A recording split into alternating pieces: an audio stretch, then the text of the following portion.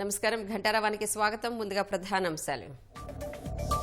గోదావరి వరద తగ్గిన ముంపులోనే లంక గ్రామాలు, సర్వం కోల్పోయి దిక్కుతోచని స్థితిలో స్థానికులు.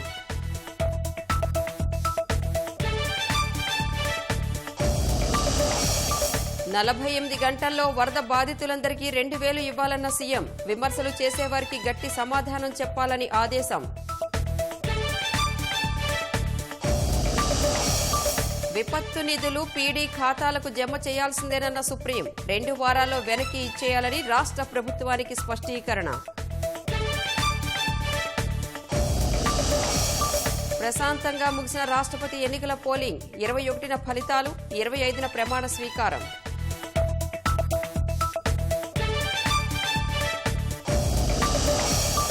పార్లమెంటు ఉభయ సభల్లో తొలి రోజే వాయిదాల పర్వం, ధరల పెరుగుదల, అగ్నిపథ్పై చర్చకు విపక్షాల పట్టు.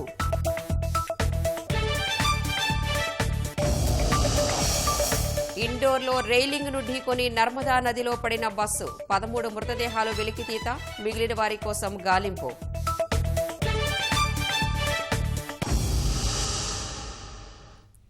ఎగువ నుంచి గోదావరి ప్రవాహం తగ్గిన లంక గ్రామాలు ఇంకా ముంపులోనే నానుతున్నాయి. చుట్టూ నీటి మధ్యనే లంకవాసులు కాలం వెళ్లదీస్తున్నారు. ఓవైపు పంటలు మునిగి, మరోవైపు పశువులకు మేతలేక ప్రజలు తీవ్ర ఇక్కట్లు పడుతున్నారు. అటు గోదావరి వరదతో పోలవరం విలీన గ్రామం కుక్కునూరులో పంటలు పూర్తిగా దెబ్బతిన్నాయి. కొన్ని రోజులుగా ఉరకలెత్తుతున్న గోదావరి క్రమంగా శాంతిస్తోంది. ఎగువ నుంచి వరద తగ్గడంతో ధవళేశ్వరం నుంచి సముద్రంలోకి వెళ్లే ప్రవాహం కూడా కాస్త తగ్గింది.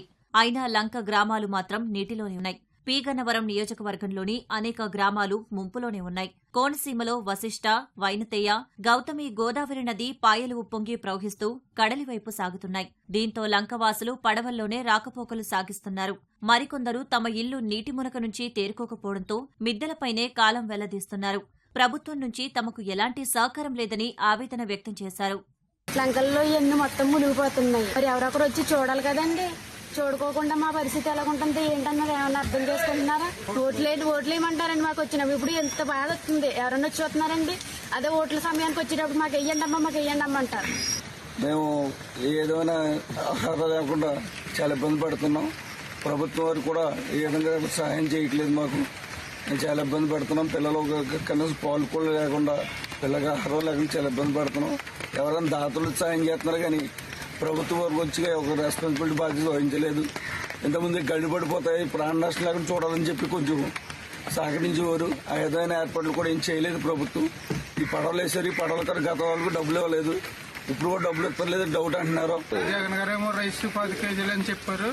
మాకు ఇచ్చిన 10 కేజీలే, ఇంకా ఇంకేం అందలేదు. పాలు ప్యాకెట్ అందలేదు. ఓ పక్క అందట్లేదు. అధికారులు ఎవరో రావట్లేదండి. పెంచడానికి మొండుపులంక, జొన్నలంక కలిపి గ్రామం కింద ఉంది.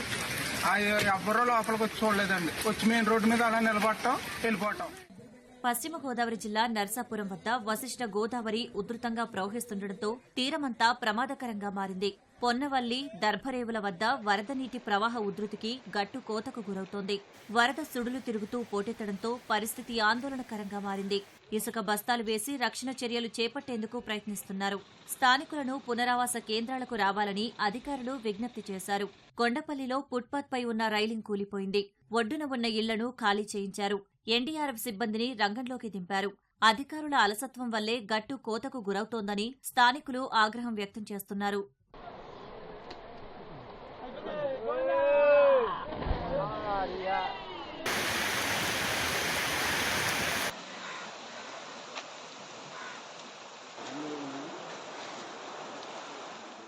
వరద వీడకపోవడంతో ఏటిగట్లపైనే పశువులను ఉంచిన రైతులు గ్రాసం కోసం తీవ్ర ఇక్కట్లు పడుతున్నామని చెబుతున్నారు. ప్రభుత్వం ఇచ్చే మేత ఏమాత్రం సరిపోదని కనీసం 2 నెలలైనా పంపిణీ చేయాలని విజ్ఞప్తి చేశారు. పశువుల మేత అయితే పశువుకి వచ్చి ఒక 25 కేజీల మేత ఇచ్చారండి. అది 2-3 రోజులే వస్తుంది, ఎక్కువ రాదు. కానీ మాకు పశుగ్రాసం, ఒట్టిగడ్డి కానీ ఇలాంటిది ఏమైనా ప్రొవైడ్ చేయమని ప్రభుత్వాన్ని కూడా కోరాం మేము. ఇప్పుడు ఇంకా ఏమీ లేదు. మరలా పశువులు అయితే చాలా ఇదిగా చూస్తున్నాయి. పశువులు గడ్డి లేక మేమైతే ఎక్కడో అడిగి తినేస్తాం. ప్రభుత్వం అయితే దానే ఇచ్చింది కానీ 2 కేజీలకి ఒక 10 కేజీలు ఇచ్చింది. దాన్ని బట్టి అది ఎటు సరిపోవట్లేదు. అది పొద్దున్న ఎడుతుంటే సాయంత్రం దాకాలుగా చూడవలసి వస్తుంది. వాటికైతే మేత కానీ అసలు కానీ ఏమీ లేదు. వాటిలో మేము ఇంకా ఇంట్లో చూస్తున్నాం, ఏం చేయాలో తెలియక ఇలా కూర్చున్నాం సార్. మాకు ఎట్టపోయినా పర్లేదు, మనుషులకి అది నోరులేని జీవాలకి దానా కానీ ఉట్టుగడ్డి కానీ వేస్తే బాగుంటుందని మేము కోరుకుంటున్నాం. 2 నెలలు ఉంచాలి సార్ ఇక్కడ. మాకు ఇప్పుడు వెళ్ళినా మాకు ఏమీ పోషకాహారం ఏమీ లేదండి సార్, ఏమీ లేదండి. బయట వెళ్ళని పరిస్థితి వెళ్ళి తీసుకొద్దామన్నా రాదారి సరిగ్గా లేక తెచ్చుకోవాలనే చేత వాదుకోవాలంటే చాలా 2 నెలలైనా వాదుకోవాలండి పశువులతో ఉన్న మాత్రం. ఈ దూలగోలు మాత్రం చాలా వర్షంలో ఉండి కట్టుకోనాకి పాకలు లేక చాలా చాలా బాధ అనిపిస్తుంది. అన్నీ పోయండి సర్వం ఇప్పుడు ఏమి లేదు, దూడలకు ఆధారం లేక ఏటు కొట్టిన కూకొని మదులుతున్నామండి. దూడలకు దానా ఇచ్చారండి, అంతకు మిక్కులు ఏమేమి లేదు, బిజీ ఎక్కడ సరిపోద్దండి. పోలవరం విలీన గ్రామాల్లోని ఒకటైన కుకునూరులో గోదారమ్మ వరదకు రైతులు నిండా మునిగారు. ముంపు లేదంటూ తమకు పునరావాసం కల్పించలేదన్న స్థానికులు పంటలతో పాటు ఇళ్లు మునిగిపోయాయని ఇప్పుడేం సమాధానం చెబుతారని ప్రశ్నిస్తున్నారు. 5 ఎకరాల పత్తి మొత్తం మునిగిపోయిందండి.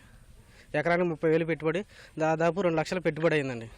గవర్నమెంట్ ఎటువంటి పరిహారం ఇస్తుందని ప్రకటించలేదు, ఇస్తుందో ఇవ్వదో తెలియదు.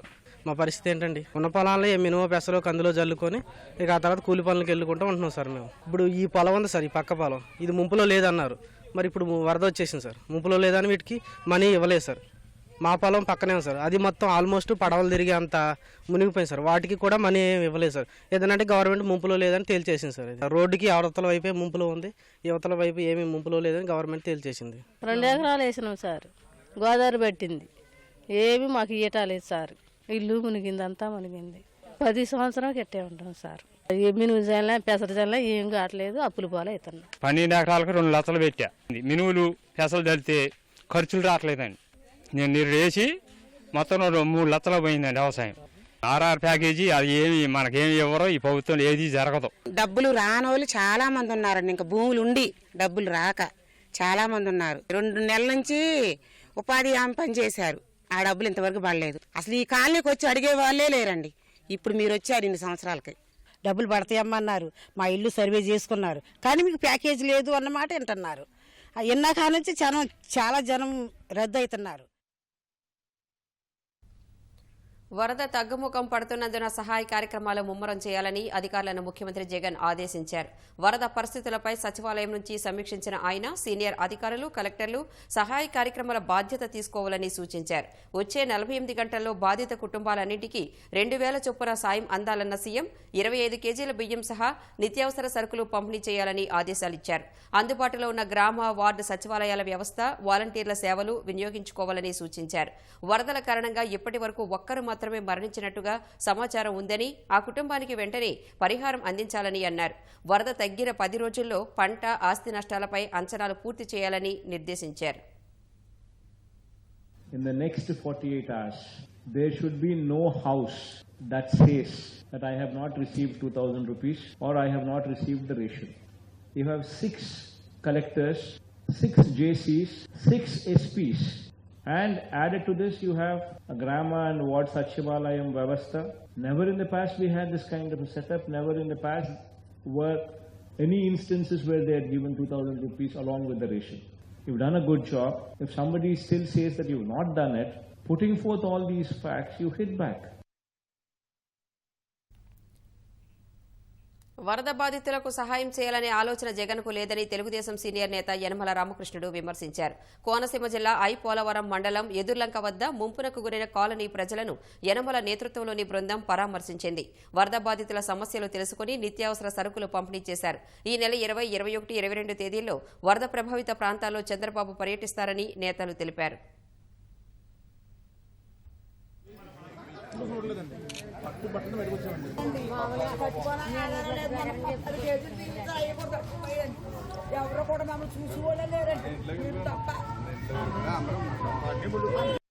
అలర్ట్గా ఉండేవాడు.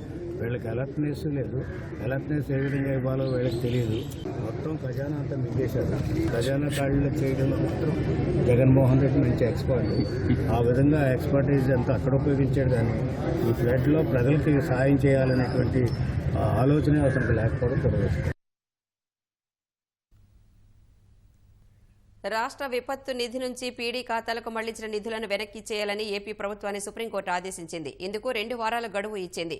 కోవిడ్ నిధులు పీడీ ఖాతాలకు మళ్లించడంపై గత విచారణలోనే సుప్రీంకోర్టు తీవ్ర ఆగ్రహం వ్యక్తం చేసింది. ఈ క్రమంలో నిధులు వెనక్కి ఇచ్చే అంశంపై ప్రభుత్వం అభిప్రాయం తీసుకుంటామని ప్రభుత్వం తరపు న్యాయవాది కోర్టుకు తెలిపారు. కొంత సమయం ఇవ్వాలని కోరారు. ఇందుకు స్పందించిన కోర్టు అభిప్రాయాలు అవసరం లేదని తామే ఉత్తర్వులు ఇస్తామని గత విచారణలోనే పేర్కొంది.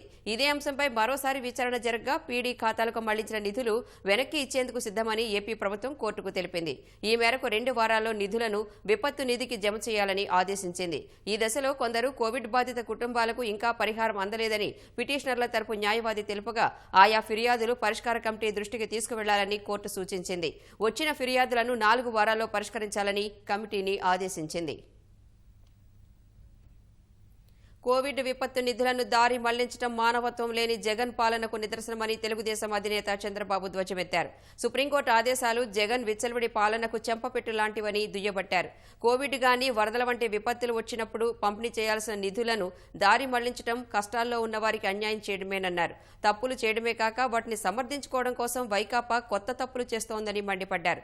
4 వారాల్లోగా కరోనా బాధిత కుటుంబాల ఫిర్యాదులు పరిష్కరించాలన్న సుప్రీంకోర్టు ఆదేశాలపైన రాష్ట్ర ప్రభుత్వం సాకులు చెప్పకుండా అమలు చేయాలని డిమాండ్ చేశారు. ప్రజల్లో మరింత తిరగాలని ముఖ్యమంత్రి జగన్ వైకాపా ఎమ్మెల్యేలను ఆదేశించారు. గడప గడపకు మన ప్రభుత్వం కార్యక్రమంపై మంత్రులు ఎమ్మెల్యేలతో సమీక్ష నిర్వహించారు. వచ్చే ఎన్నికల్లో 175 సీట్లు తప్పక గెలవాలని మరోసారి నిర్దేశించారు. ఒక్కో గ్రామ సచివాలయ పరిధిలో సమస్యల పరిష్కారానికి 20 లక్షల రూపాయల చొప్పున నిధులు కేటాయించనున్నట్లు తెలిపారు. ఎమ్మెల్యేలకు నియోజకవర్గాల అభివృద్ధికి 2 కోట్ల రూపాయల చొప్పున ఇవ్వనున్నట్లు జగన్ చెప్పారని సమావేశం తర్వాత మంత్రి బొత్స వెల్లడించారు. గత ప్రభుత్వం రోడ్లు మరమ్మతులు చేయనందునే ఇప్పుడు ఇబ్బందులని వ్యాఖ్యానించారు. వచ్చేదాన్ని పాయింట్అవుట్ చేసి ఇగో ఈ రకంగా చూశారు కాబట్టి ఎక్కువ రోజులు తిరగండి చెప్తారు ఆయన. అది మా బాధ్యత. ఇన్ ఫ్యూచర్లో ఎక్కడైనా గ్యాప్స్ ఉంటే గ్యాప్స్ని తీర్చుకోవాలని ఎమ్మెల్యేలు అందరూ కూడా నిర్దేశించారు. దానికి అందరూ కూడా యాక్సెప్ట్ చేయడం కూడా జరిగింది.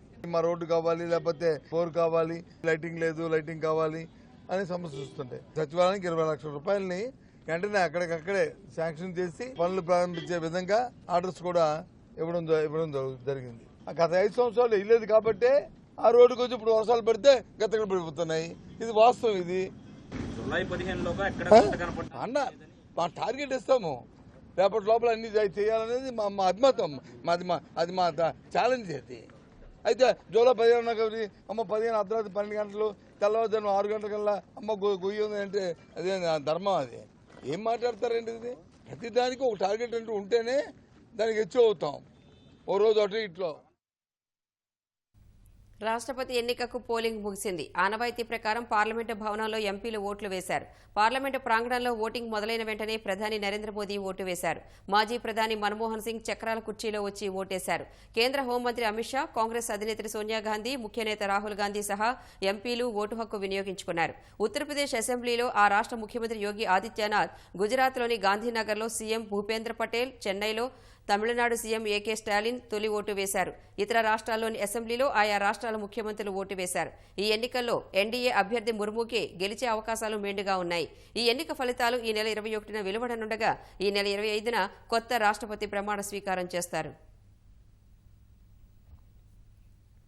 రాష్ట్రంలో రాష్ట్రపతి ఎన్నికల పోలింగ్ ప్రక్రియ సజావుగా ముగిసింది. సీఎం జగన్, ప్రతిపక్ష నేత చంద్రబాబు సహా మొత్తం 172 మంది ఎమ్మెల్యేలు ఓటు వేశారు. అసెంబ్లీ ప్రాంగణంలో ఏర్పాటు చేసిన పోలింగ్ కేంద్రంలో ఎమ్మెల్యేలు ఓట్లు వేశారు. 2 తెదేపా ఎమ్మెల్యేలు ఓటింగ్కు దూరం కాగా ఒక వైకాపా ఎమ్మెల్యే హైదరాబాద్లో ఓటు వేశారు. రాష్ట్రపతి ఎన్నికల్లో ముఖ్యమంత్రి జగన్ తొలి ఓటు వేశారు. అసెంబ్లీ ప్రాంగణంలో ఏర్పాటు చేసిన పోలింగ్ కేంద్రంలో ఆయన ఓటు హక్కు వినియోగించుకున్నారు. అనంతరం మంత్రులు, వైకాపా ఎమ్మెల్యేలు ఓటు వేశారు. వైకాపా నుంచి బుగ్గన రాజేంద్రనాథ్ రెడ్డి, శ్రీకాంత్ రెడ్డి ఏజెంట్లుగా వ్యవహరించారు. పోటీలో ఉన్న ద్రౌపది ముర్ము, యశ్వంత్ సిన్హా పేర్లు బ్యాలెట్ మీద ఉండగా ఎవరికి మద్దతిస్తున్నారో వారి పేరు ఎదుట ఎన్నికల అధికారులు ఇచ్చిన పెన్ను మాత్రమే వినియోగించి 1 అంకె వేయాల్సి ఉంటుంది. దీనిపై వైకాపా ఎమ్మెల్యేలకు ముందుగానే వారి శాసనసభాపక్ష కార్యాలయంలో అవగాహన కల్పించారు. రాష్ట్రపతి ఎన్నికలో పింక్ బ్యాలెట్ ద్వారా ఎమ్మెల్యేలు ఓటు వేశారు. గుంటూరు పశ్చిమ ఎమ్మెల్యే మద్దాల గిరికి కరోనా లక్షణాలు ఉండటంతో ఆయన ఆఖరున పీపీ కిట్తో వచ్చి ఓటు వేశారు. హైదరాబాద్లో ఉన్న కందుకూరు ఎమ్మెల్యే మహీధర్ రెడ్డి అక్కడే తన ఓటు హక్కు వినియోగించుకున్నారు. వైకాపా తరఫున ఆ పార్టీ ఎమ్మెల్యేలందరూ ఓటు వేశారు. తెలుగుదేశం ఎమ్మెల్యేలు సైతం రాష్ట్రపతి ఎన్నికల్లో ఓటు హక్కు వినియోగించుకున్నారు. ముందుగా ఎమ్మెల్యేలంతా మంగళగిరిలోని పార్టీ కార్యాలయానికి చేరుకున్నారు. అక్కడ వారికి ఓటు హక్కు వినియోగంపై అవగాహన కల్పించారు. అనంతరం చంద్రబాబుతో పాటు తెలుగుదేశం ఎమ్మెల్యేలంతా కలిసి అసెంబ్లీ ప్రాంగణానికి తరలి వెళ్లారు. తొలుత చంద్రబాబు ఓటు వేయగా ఆ తర్వాత పార్టీ ఎమ్మెల్యేలు ఒక్కొక్కరుగా ఓట్లు వేశారు. నందమూరి బాలకృష్ణ, బుచ్చయ్య చౌదరి విదేశాల్లో ఉన్నందున ఓటు వేయలేకపోయారు. రాష్ట్రానికి చెందిన ఎంపీలంతా ఢిల్లీలోని పార్లమెంట్ ప్రాంగణంలో ఏర్పాటు చేసిన పోలింగ్ కేంద్రంలో ఓటు హక్కు వినియోగించుకున్నారు. లోక్సభ సభ్యులు, రాజ్యసభ సభ్యులంతా ఓటు వేశారు. ఎంపీలంతా గ్రీన్ బ్యాలెట్ పేపర్ ద్వారా ఓటు హక్కు వినియోగించుకున్నారు. విభజన హామీలు నెరవేర్చకుండా రాష్ట్రాన్ని మోసగించిన భాజపా రాష్ట్రపతి అభ్యర్థికి అధికార విపక్షాలు ఎలా మద్దతిచ్చాయని ప్రజా సంఘాలు ప్రశ్నించాయి. ప్రధాన పార్టీలు ప్రజల ఆత్మ గౌరవాన్ని తాకట్టు పెట్టాయంటూ చెవిలో పూలు పెట్టుకుని విజయవాడ ధర్నా చౌక్లో నిరసనకు దిగారు. విభజన హామీలు నెరవేర్చాలంటూ గుంటూరు శంకర్ విలాస్, నంద్యాలలోనూ ప్రజా సంఘాలు ధర్నా చేశాయి. అసలు మేము అడగట్లేదు, ముర్రో ఎవడు అడిగాడా మిమ్మల్ని, మీరే పరిగెత్తుకొచ్చి ఇచ్చారని చెప్పి గౌరవనీయురాలు ద్రౌపది ముర్ము గారు మీ మొహం ముందే మిమ్మల్ని కడిగేసిన సిగ్గు కూడా పడకుండా పదండి ముందుకు నేను మొదటగా ఓటేస్తానని మీరు వెళ్లే వాళ్ళ 29 లక్షల మంది ఆంధ్రప్రదేశ్ ఆదివాసీల యొక్క పుట్టి ముంచిన పార్టీలు వాళ్ళ ఆంధ్రప్రదేశ్లో ఉన్నాయి. ప్రత్యేక హోదా ఇచ్చారా? విభజన హామీలు అమలు చేశారా? విశాఖపట్నం ఉక్కు ఫ్యాక్టరీ ప్రైవేటీకరణ ఆపారా? పోలవరానికి నిధులు ఇచ్చారా? అమరావతికి నిధులు ఇచ్చారా? మీ సొంత ప్రయోజనాల కోసం ఈ రాష్ట్రాన్ని తాకట్టు పెడతా ఉన్నారు. ఏటూగా ఉన్నటువంటి సాయి విజయసాయి రెడ్డి గారు పిలవని పేరంటానికి వెళ్ళినట్టు నరేంద్ర మోడీ గారితో నామినేషన్ సందర్భంగా కూడా వెళ్ళినటువంటి దుర్మార్గమైనటువంటి విధానం. పిఏఎస్ సాంగ్మా పోటీ చేసినప్పుడు గిరిజనుడిగా ఉన్నప్పుడు పాప ఈ వైఎస్ జగన్మోహన్ రెడ్డి గారికి గుర్తు రాలేదేమో. పార్లమెంటు వర్షాకాల సమావేశాల్లో తొలి రోజే వాయిదాల పర్వం సాగింది. లోక్సభ ప్రారంభం కాగానే రాష్ట్రపతి ఎన్నికల్లో సభ్యులు ఓటేసేందుకు వీలుగా స్పీకర్ ఓం బిర్లా సభను మధ్యాహ్నం 2 వరకు వాయిదా వేశారు. తర్వాత సభ ప్రారంభం కాగానే ప్రతిపక్షాలు ధరల పెరుగుదల, అగ్నిపథ్ పథకాలపై చర్చకు పట్టుబట్టాయి. ఈ ఆందోళన మధ్య న్యాయశాఖ మంత్రి కిరణ్ రిజిజు ఫ్యామిలీ కోర్టుల సవరణ చట్టానికి సంబంధించిన బిల్లును సభలో ప్రవేశపెట్టారు. ఈ దశలో ప్రతిపక్షాలు ఆందోళన మరింత తీవ్రం చేయగా స్పీకర్ స్థానంలో ఉన్న రాజేందర్ అగర్వాల్ సభను రేపటికి వాయిదా వేశారు. ఎగువ సభలోనూ అదే పరిస్థితి కనిపించింది. రాజ్యసభ ప్రారంభం కాగానే కొత్తగా ఎన్నికైన సభ్యులతో చైర్మన్ వెంకయ్యనాయుడు ప్రమాణ స్వీకారం చేయించారు.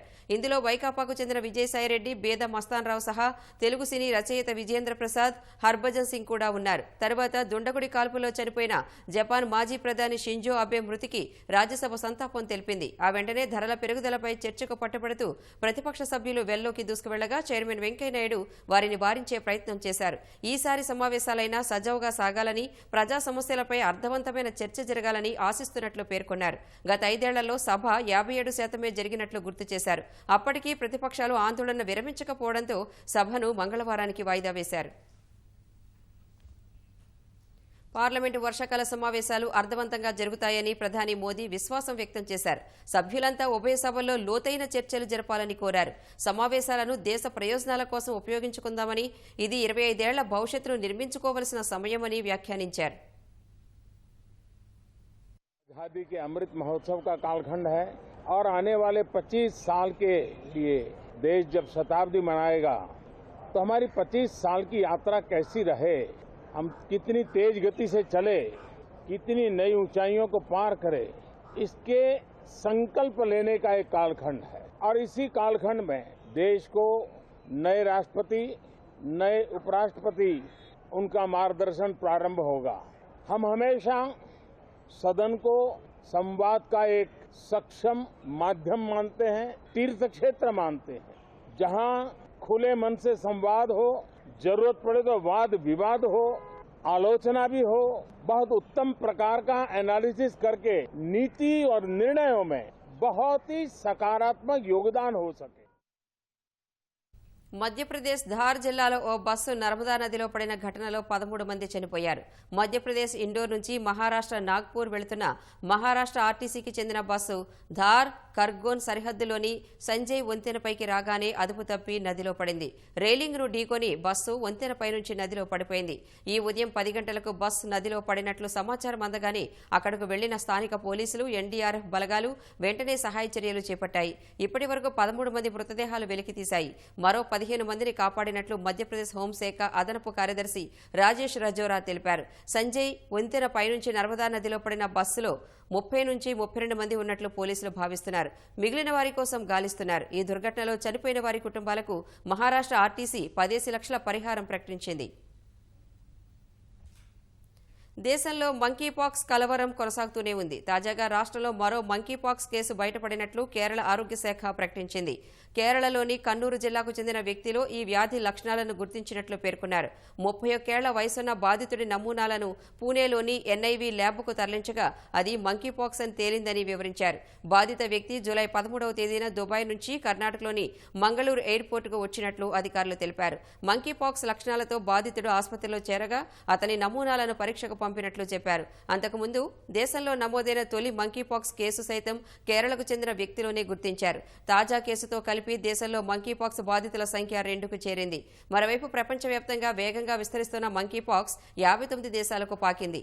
ఇప్పటి వరకు 6,000 మందిలో మంకీపాక్స్ నిర్ధారణ కాగా 3 మృత్యువాత పడ్డారు.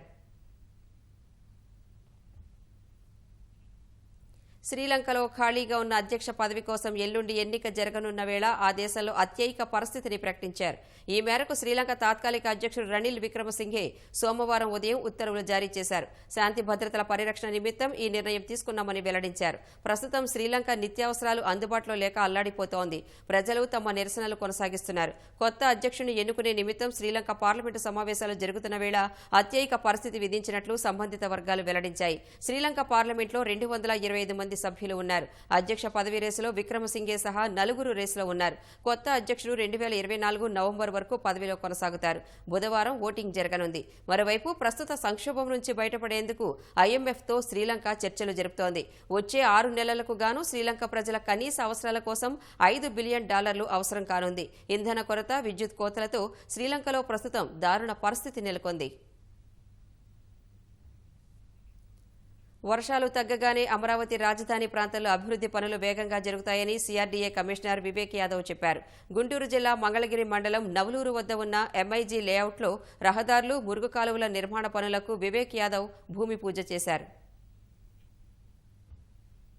499 పర్ స్క్వేర్ యార్డ్ రేట్ ఉంది. అంటే అన్ని విధాలుగా ఇన్ఫ్రాస్ట్రక్చర్ ప్రొవైడ్ చేస్తున్నాం కాబట్టి తర్వాత మీరు చూస్తే హైవేకి దగ్గరలోనే ఉంది. అలాగే దగ్గరలోనే ఎయిమ్స్ లాంటిది హాస్పిటల్స్ కూడా నియర్గా వచ్చింది. సో దిస్ ఏరియా అలాగే international stadium also has been proposed. So అన్ని విధాలుగా చూస్తే చాలా డెవలప్డ్ ఏరియా ఉంది కాబట్టి ఈ రేట్ అనేది చాలా మంచిది. చాలా మంచి స్పందన ఈ మధ్యలో మాకు వచ్చింది. ఫ్యూచర్లో కూడా మంచి స్పందన వచ్చే అవకాశం. వర్షాకాలం కొద్దిగా లాస్ట్ ఒక వారం నుంచి మంచి వర్షం జరుగుతుంది. కొద్దిగా లీన్ డ్రై స్పెల్ వస్తే అప్పుడు వర్క్ మొదలు పెట్టుకుంటాము. బట్ అంటే in principle we have started the work and timely కూడా కంప్లీట్ చేయడానికి అన్ని చర్యలు తీసుకుంటాము. ఫస్ట్ 10%, 1 మంత్లో 30% అలా షెడ్యూల్ ఉంది. EMIలో కూడా కట్టుకోవచ్చు. అమరావతి ఎక్కడికి వెళ్లదని తెలుగుదేశం అధినేత చంద్రబాబు రైతులకు ధైర్యం చెప్పారు. రాష్ట్రపతి ఎన్నికల్లో ఓటు వేసేందుకు సచివాలయానికి వెళుతూ మందడం దీక్షా శిబిరం వద్ద ఆగారు. రైతులు చంద్రబాబు మెడలో ఆకుపచ్చ కండువా వేశారు. జై అమరావతి, జై చంద్రబాబు అంటూ నినాదాలు చేశారు.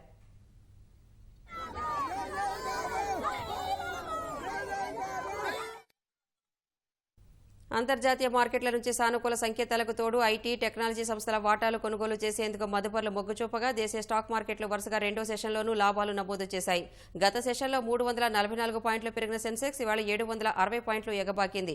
ఉదయం క్రితం ముగింపు కంటే 310 పాయింట్ల ఎగువన 54,069 పాయింట్ల వద్ద BSE సూచీ ప్రారంభమైంది. మొదట్లో 54,035 పాయింట్ల కనిష్ట స్థాయి నమోదు చేసింది. తర్వాత కొనుగోళ్ల మద్దతుతో దూసుకెళ్లిన సెన్సెక్స్ 54,557 పాయింట్ల గరిష్ట స్థాయికి చేరింది.